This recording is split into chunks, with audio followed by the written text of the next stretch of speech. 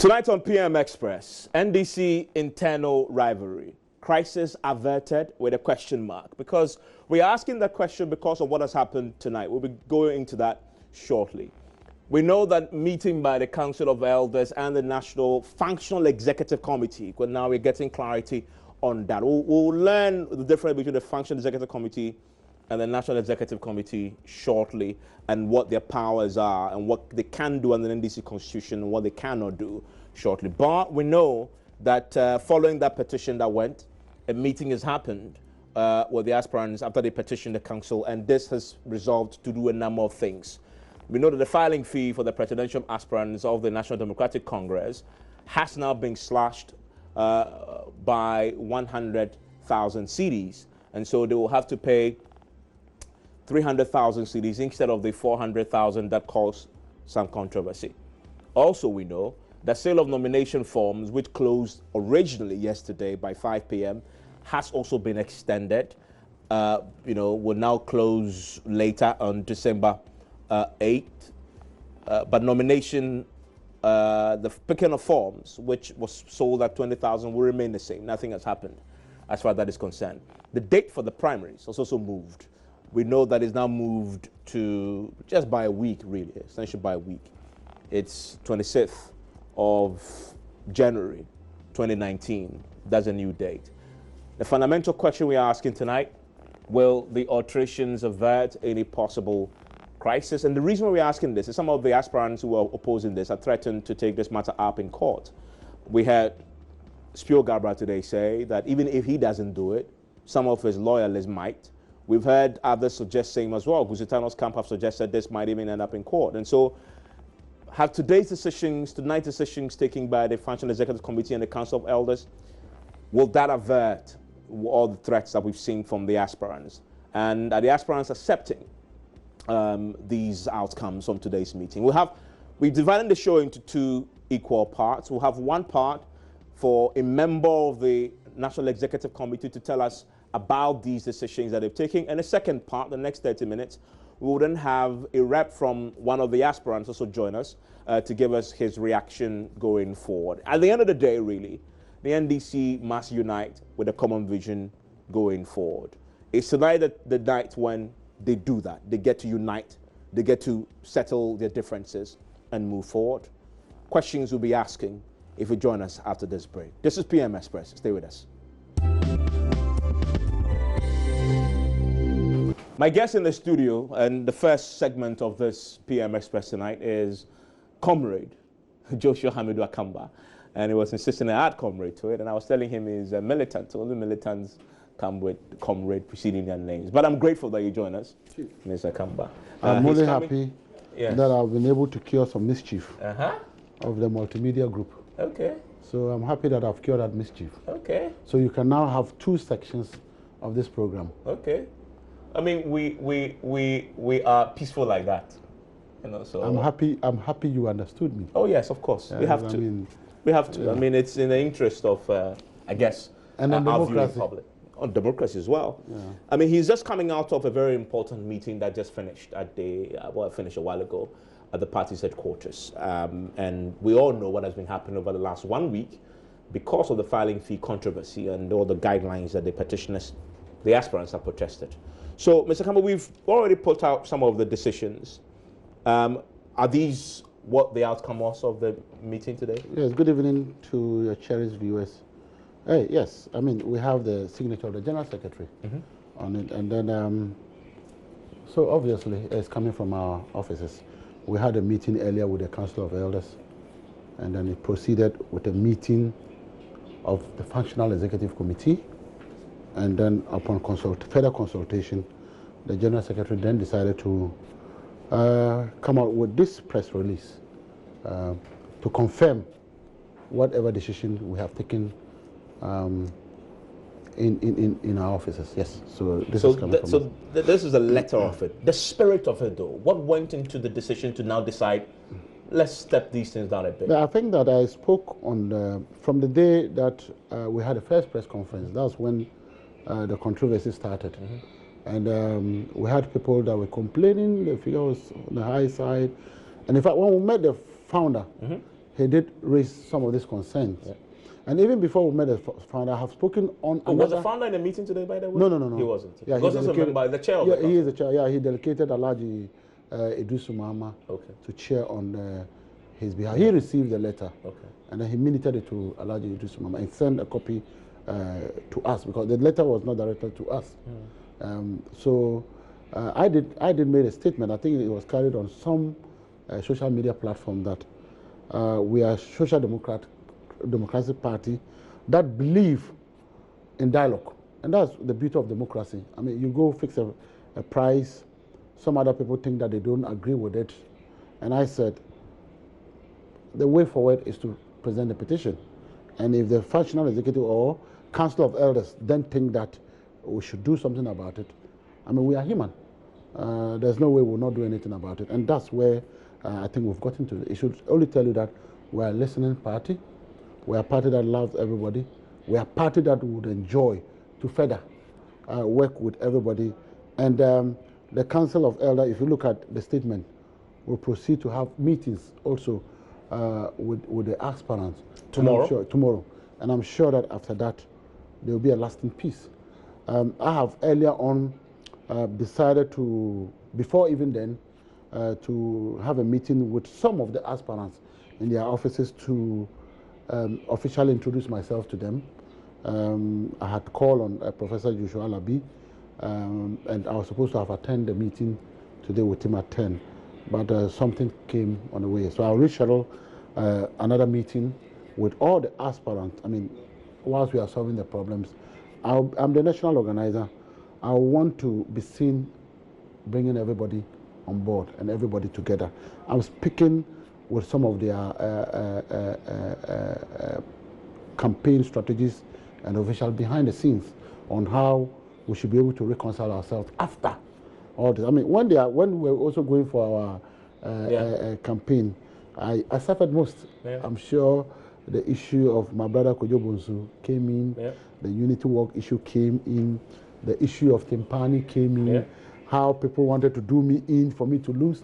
Even the day of the elections, if I tell you what happened to me, when the buses were coming from far away, some of my opponents sent people to tell them that I was the one that was keeping their hotel rooms. You know, but after that, all that we can do is, that's politics. All that we can do is people want to manage to win the elections at all costs. After that, all we do is that I've forgiven everybody. I'm calling everybody on board for us to work. What is important is how we can get Ghanaians out of the predicament that they are facing now. That water, you just pour this water, I'm sure every sip of it is taxed. I don't know how you call this, the locals call it momoni and Kobe. It's all, there's tax tag on it. And I think that Ghanaians will not forgive the NDC if we don't work hard and we don't work in unity to be able to win elections. So that is the spirit behind the decision to sort of back down. But just 24 hours ago, party executives were heard at various platforms insisting that nothing will happen about this. That we're not going to change this. This is the decision we've taken and we're going to go ahead. People have been disqualified. The door is shut.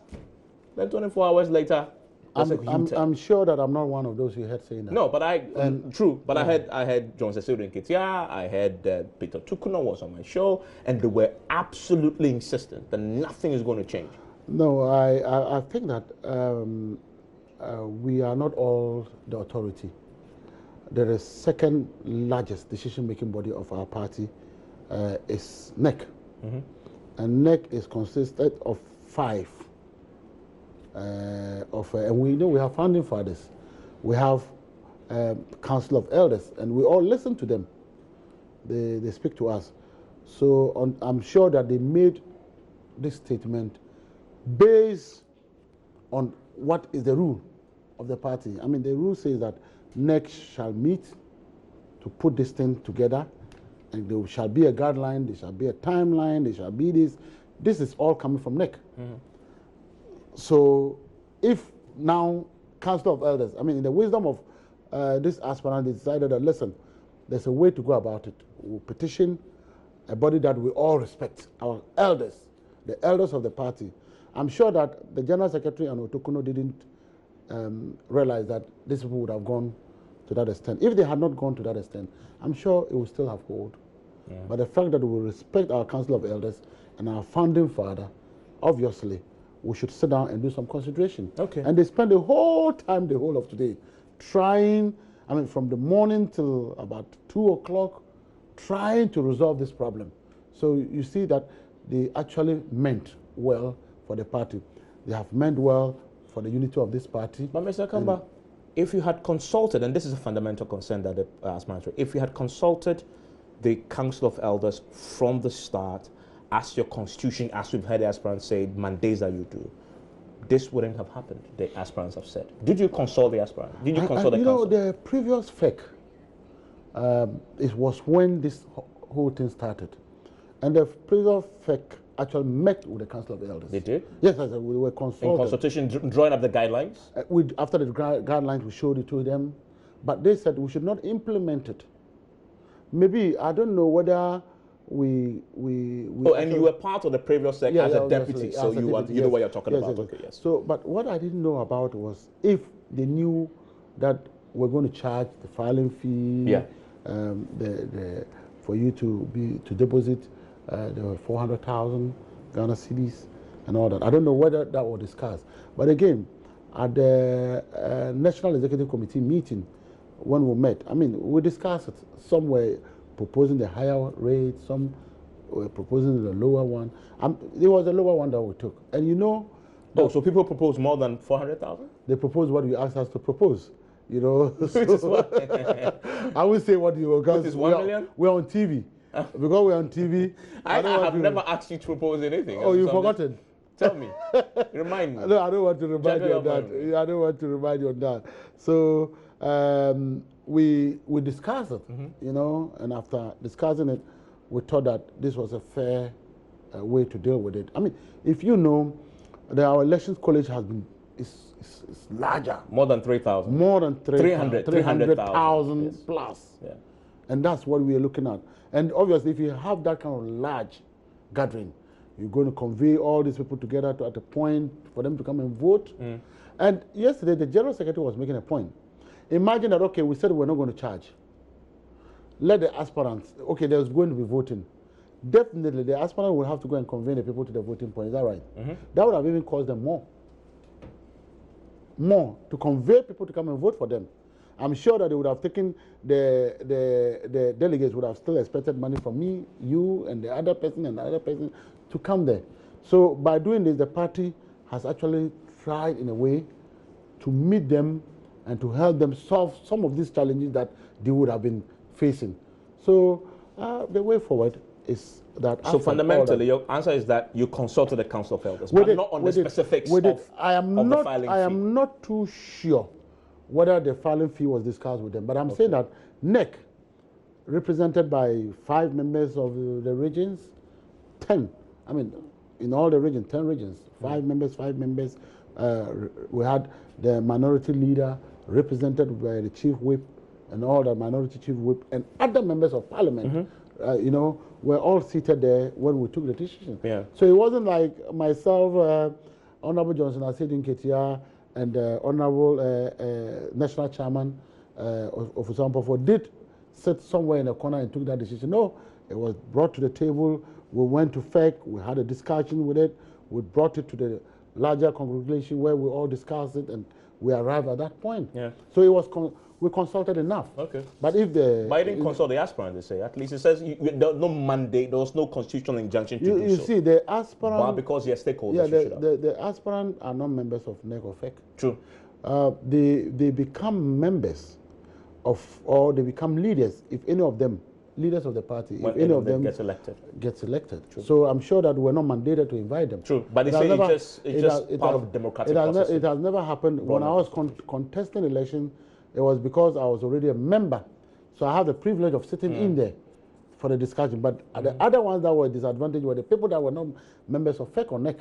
So you would have all these challenges. But I'm sure that whichever of them becomes the what do you call the flag bearer? The flag bearer becomes the leader. Obviously, would then attend NEC meetings or FEC meetings if you so want to understand now, what happened. one thing that was missing in this press statement, and the aspirants have consistently made that point, is that they want some of the National Executive Committee members to step aside from the process of organizing the primaries. One, because they had declared their support for one candidate, and that candidate, we know, they've said it many times, is John Dramani Mahama. In fact, they mentioned specifically the national chairman, the general secretary, and they said the other members of the NEC. They insisted that they should step aside because they publicly made pronouncements that supports John Dramani Mahama. That hasn't been addressed in this press conference. Unfortunately, it has been addressed. I mean, if you look, just read the last paragraph. FEC wishes to use this opportunity to reassure aspirants of a level playing field to ensure that the outcome of the election shall reflect the true wishes and aspirations of the entire membership of the NDC. He didn't say that the executive obviously accused, the people that were accused. Yeah. One of them is the general secretary. And he signed this. And he signed it. Yes. So if you read the last paragraph, it actually is reassuring that. But they asked that he should recuse himself from the organization of the primaries. I'm sure if you make issues, you back it with evidence. Is that right? True. And but the evidence is out there. They spoke on platform publicly, declaring their support. In fact, you have been accused of campaigning with John Dramani Mahama. Oh, on the same thing? Yes. But you were a John Mahama man, and that you in your elections you were all over in the north with John Mahama, and in fact, in one of your WhatsApp pictures is John Mahama. Oh yes, yes. Obviously, I mean it's not a secret that I'm one person that admires him so much, but in this game I play a fair game. No, but you can't be. That is the accusation against you. No, not by the aspirants. None of these accusations coming from you. No, but yeah, but I have not been mentioned or cited in this whole controversy. But I'm saying to you that if you are loyal to the man, if you want to put it to me, how can you be fair? How can you be fair? But I am putting it to you. I am putting it to you. Exactly. Comrade Akamba. Yes. If you want to put it to me, that's your own opinion. Yes. But again, what's your reaction if I put that to you, though? Because I'm putting it to you. I just told you that I'll play a fair game in respect of this matter, of which obviously. If you look at the former president's own demeanor, His Excellency John Dramani Mahama has always wished that we should be together after all that. So he has never actually specifically supported any candidate against the other. I know that for a fact. He has never gone into secret meetings with any national executive aspirant against the other. That I can assure you of that. Not even me. I have never gone into secret meeting with him. I have not told him officially that I was contesting as national organizer. I'm sure. You never did? No, I never. I'm sure you would have seen it. That's what I mean. He didn't call you? No, I mean, to wish you well? No. We never had that discussion at all. We never did. I mean, one thing that you must know about me is that I've always been open-minded. I do things based on my own principle.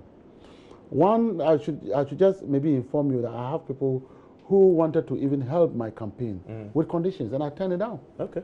You know, but I want to have my own mind to be able to speak on issues. Okay. And so if you and His Excellency John Mahama has said that he wanted a fair level playing game, that whoever emerges the flag bearer, we should all unite behind the person. So I have heard people, you know, when in campaign people will mention that John Dramani Mahama says I should come. I've heard that.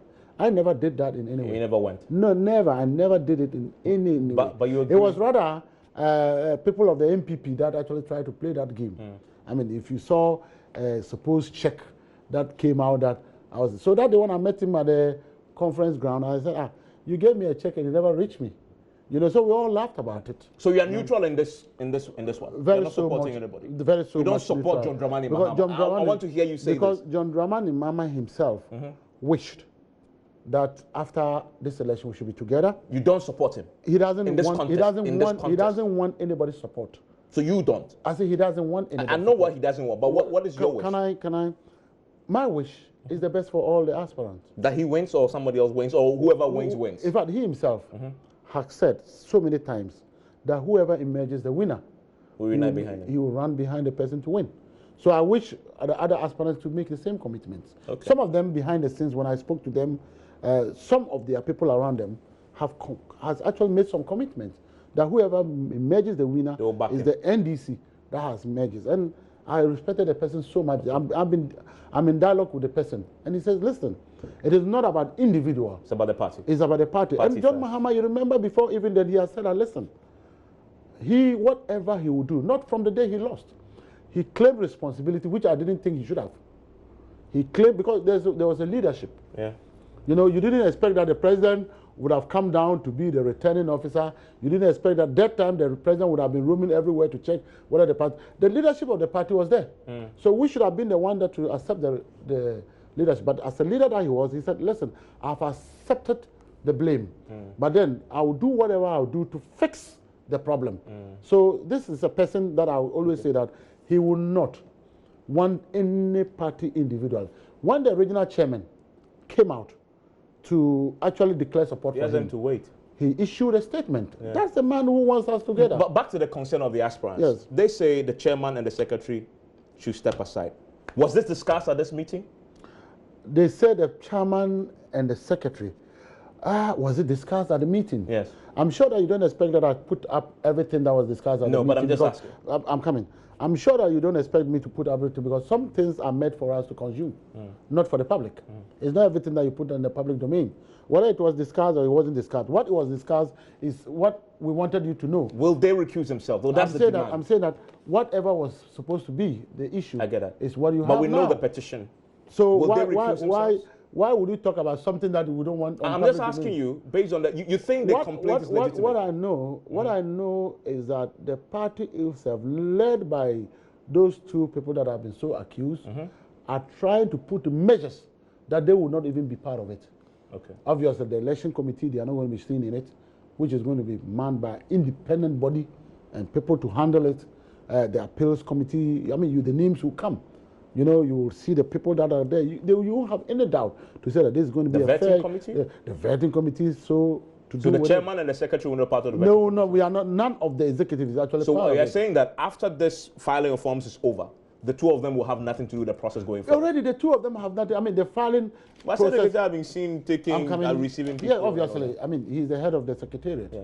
So these things are within his domain to handle. That's why he, together with his two deputies, are handling them. Yeah. I mean, that's the constitutional provision, that they will be the ones to give out the nomination form. So they're doing what the Constitution actually requires of them. So your assurance to but the issue of who is going to be manning the elections, obviously, I said in Ketia and my brother Ofusampofu will not actually be seen in all the regions.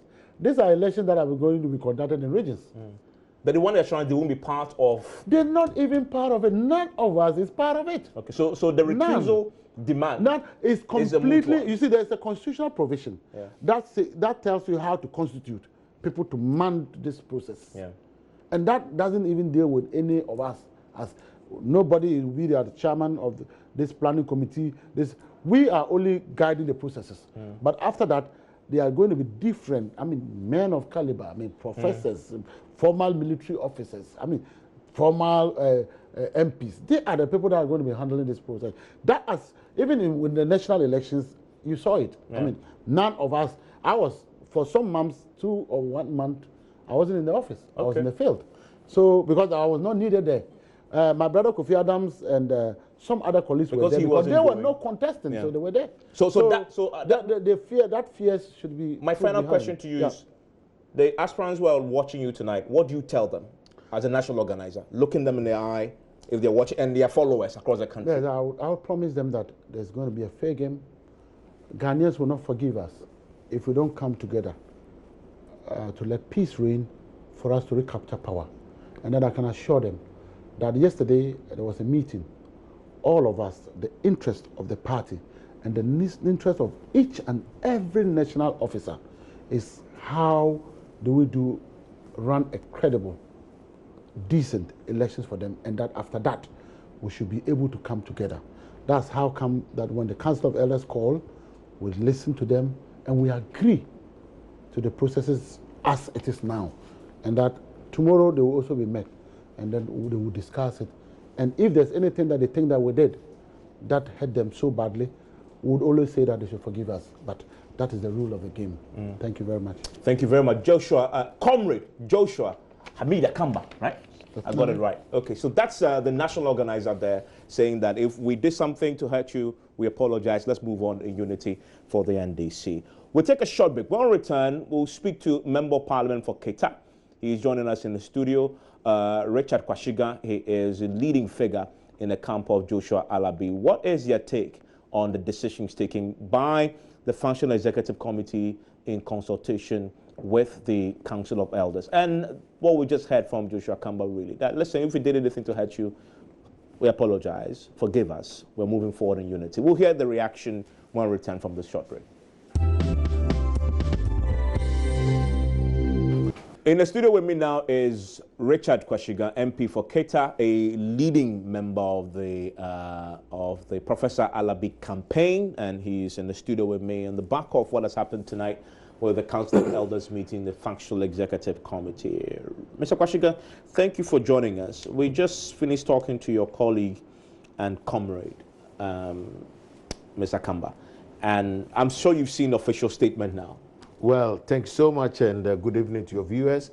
I'm here to see the statement, but you've heard the details. It confirms that 300,000 now, extension of the picking of forms to the filing of nominations to the 18th of December. Vetting is going to be on 21st. Of course, all the things that you asked, with the exception of the recusal, has been addressed. Well, I don't think that all the issues have been. Oh, you think so? Addressed, yeah, because there are a few others that we Such thought as? that. Well, there was this issue about 10 years, you know, which some person felt was targeted at an individual. Okay. 10 Again, years is, and let's explain that to our listeners. Yeah, 10 years eligibility. To qualify to run as a flag bearer, Yeah. you need to have been a member in good standing for 10 years. Yeah. That's it. That's a simple Yeah, thing. but of course that is not in consonance with the constitution of the party. Okay. Because the party's constitution talks about 4 years eligibility across the board. And, you know, I always say that the constitution is like the skeleton, and when you come up with regulations or acts of parliament, they become the flesh, you know, and so the flesh obviously will form around the skeleton. Yeah. And therefore, if it is out of tune, then there's a problem. Okay. You know, so clearly one thinks that the 10 years, which obviously does not affect my candidate, but we think that things should be done right. There must be fairness to all persons, you know. So that is one of the issues that had also been talked about. But I must say that it is very apt and appropriate to commend the Council of Elders. These are very distinguished, do I say, very wise people, and people we revere so much, you know, and so we know that they will do what is right and proper. They have made some good attempts, not exactly what we have, as some of us have expected. And that's why it's worrying when we, earlier, some members of the National Executive, you know, alluded to the fact that they are just in an advisory capacity, and their conclusions will not hold sway. But is that true? You're just stating the facts of the Constitution. In fact, I felt appalled when I heard Why? that. Because that's what your Constitution says. No, yeah, of course, yes, but the interpretation given is necessarily that it wasn't in sync with those conclusions that they tried to put out there. You know, I think that the NDC party, you know, hinges around a certain fulcrum, and that fulcrum is the Council of Elders. And that is why we have a chairman who always remains forever same, as long as he's alive, you know, as chairman of the Council of Elders. You know, because we all know and believe and are convinced that the wisdom, you know, that actually birthed the values that we hold here as a political party, you know, are enshrined in the embodiment of the chairman or the founder of the NDC, who is the chairman of the Council of Elders. And so in our actions and inactions, we must not be seen to be sounding disrespectful, to that body. And the reason for which some of us found it most inappropriate, such comments that were made. Because look at all those who are aspiring to lead the NDC, very qualified, capable people. Each and every one of them, given the opportunity, would be able to lead the NDC, except to say that there are some who have, some greater degree of capacity and leadership qualities than some others. But all of them are very qualified. And if these people found it very necessary that, look, if there is a challenge, the best place to run to is to the Council of Elders. And that is where we can find solace and have peace and harmony within, the very fabric of our party. We shouldn't have any group of persons trying to, demean or denigrate the Council of Elders. I know that the Council of Elders, obviously, after these conclusions they have arrived at, will be meeting the aspirants tomorrow. And, of course, the aspirants will also put across their view. But, in essence, they deserve commendation. And we all will continually dove our hearts for them. You give a lot of commendation to the Council of Elders, but what about the Functional Executive Committee and the NEC who agree? Yes, of course. You see, the Functional Executive, obviously, is also accountable to the NEC to a large extent. And largely, you also realize that the leadership, the entire leadership that gets elected, also to a large extent appear accountable to the Council of Elders. Really? Of course, yeah, to a large extent. And to the entire NDC, symbolically. Out of respect, but not out of regulation. There's out of respect. No compulsion. Out of respect. The reason for which, within the, in the Constitution, the NDC, we normally say, in consultation. True. NEC being the second highest decision-making body after Congress, will have to make certain regulations or decisions on behalf of the entire party, in consultation with the Council of Elders. That should tell you that even that recognition in the Constitution, places them up there. It's just like we're having two chambers of legislative bodies. In Ghana, we have the unicameral, but it tells you that it is almost in that category. So it tells you the weight they carry. And that weight that they carry, obviously, had come to bear. And this would not be the first time. Even the last time, when in relation to the national elections, national executive elections, the Council of Elders came in at a point, and the conclusions led to a postponement of activities. So they really carry some weight. But at the end of the day, the reliefs that the petitioners sought have not fully been met. You also don't expect that you get exactly what you want. Asked for. But I would imagine that with the filing fees, it's now 300,000. It's now 300,000. And the concern necessarily is not about the inability to pay. But we are looking at certain principles that could tend to haunt us as a political party in the future. Social Democratic Party at that. It's not just about social democracy, but social democracy also will aspire for fairness. You think this money is not fair? Hang on. Now, in the last elections in 2016, where there was only one contestant who contested, and it was based on a yes and no, and could not even get all the 100% because out of the 265 constituencies where elections were held, 5% even voted no. And this was in Kumasi, by the way, and I was there. Okay, 5% voted no at the time. And at that time, it was 50,000. And so if 4 years on we're going to have another election, similar election, what should it be? should 100% increment would sound reasonable.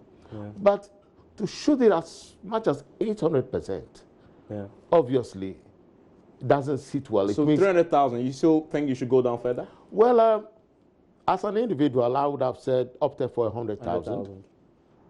But the Council of Elders in their wisdom were looking at a middle ground. They will be meeting the aspirants tomorrow, and I'm sure that further there will be further deliberations. We cannot envisage what will be the outcome of tomorrow's meeting. But honestly speaking, as an individual, I would have thought that it should be 100,000. Now, we have heard proponents of the 400,000 Ghana cedis talked about the need to raise funds, monies unavailable to organize the activity and etc. But would wisdom not tell us that if we organize the flag bearership contest the same way we organized the contest in 2016, that could even lower our cost? That was a time when we had the flag bearer contest alongside the MPs parliamentary primaries. It went concurrently. It saved us some money. Rather than now looking at it from two different perspectives, where you want to hold that of the flag bearer contest first, and then after a few weeks, hold that of the MPs. Holding that of the MPs later is also going to be a whole new ball game. You will need to pay Electoral Commission a different set of monies. They'll probably charge you 200,000. Hang on. Filing fee. Even if you charge 200,000, will it be enough to really meet what is expected? Because we may be having, in other constituencies, in some constituencies, maybe 7, 8, 10 true aspirants. Yeah, that would be enough. And that would mean that you do a lot of, you spend a lot of money in printing. That's true. The printing cost will go up. That's true. But if you should put the two together, so like was the case before. That's a suggestion. So put it together. I mean, you will not be talking about money. I think at this moment we've really gone past that now. But let me ask you this. One other very essential demand that was made in the petition was the recusal, the demand that the chairman, the secretary who had shown bias, allegedly, should recuse himself of the process. We've heard from Akamba, who was on the show before you. He won't tell us whether that was discussed, but he was categorical that those two individuals in particular will not have anything to do with the process going forward. And so there's no need to, that demand is moot in itself. What's your reaction to that? Thank you very much. First of all, I had listened to my good friend and brother and Comrie, the colleague, National Executive Officer earlier, and I thought that he did his best to be candid and objective. He really displayed a great degree of maturity, and I commend him for that. It is also true, like he indicated, that those who were cited by the petitioners never mentioned him, the national organizer. That shows that he is on top of his game as a national organizer. Evans, I am a member of parliament, and I belong to committees. Matters come before parliamentary committees. And if there is a matter that I have an interest in, which obviously will indicate a bias on my side, on my part, the rule is recuse yourself. And if you don't recuse yourself and you are later on found, that in itself could take you to the Privileges Committee for punishment. And so if indeed there are people on the National Executive who in the periods past, recent past, had made comments, you know, to the effect that they are not objective and they will not be fair in the process of supervising the elections and all that, I don't think they need to be reminded by any other person to do the honorable thing And if indeed they are gentlemen, they will do that which is needful. I'm not citing any person per se. The petition did, though. The petition, obviously, the chairman and secretary talked about. But again, if there is evidence to prove that indeed these persons have acted in manners that they've been alleged of doing, then indeed it will stand to reason that they do that which is right and proper. But it is true, we normally say that officers may not necessarily have a hand directly in the management of the process. But is that wholly true?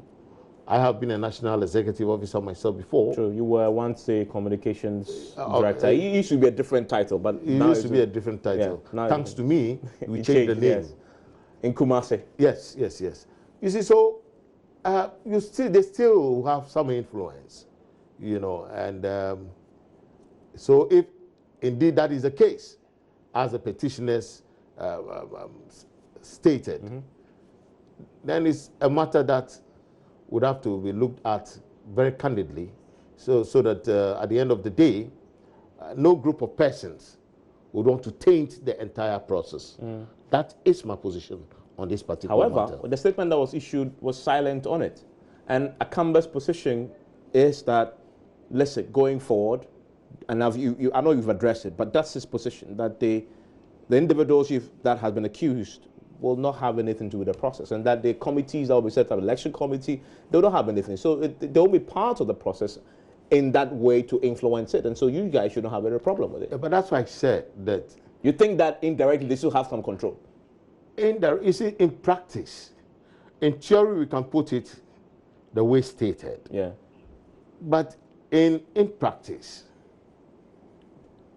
but how? In real specific terms, can they influence the process? No. If there's an election committee, the electoral commission is handling the process, what can they really do to skew it in anybody's favor? The election committee handles these activities on the D-Day largely, okay?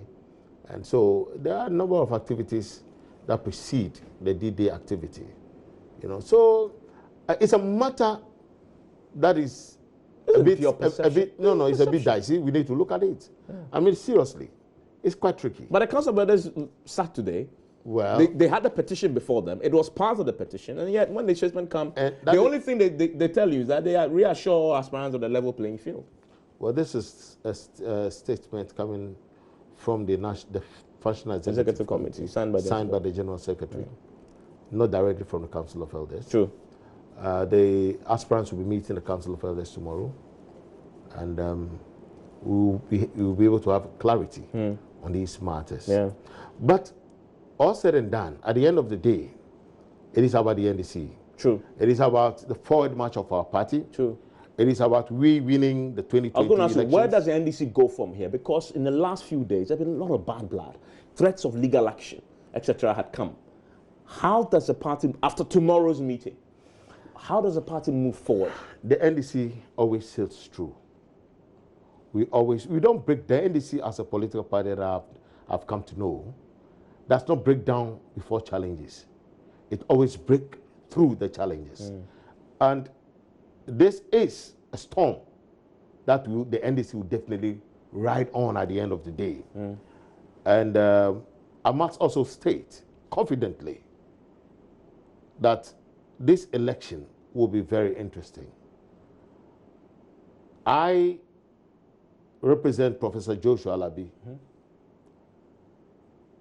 I admire his boldness, his tenacity of purpose, his commitment to realizing results, and his analysis of the state of the NDC, where the NDC can be, what can strategically be done to get the NDC there.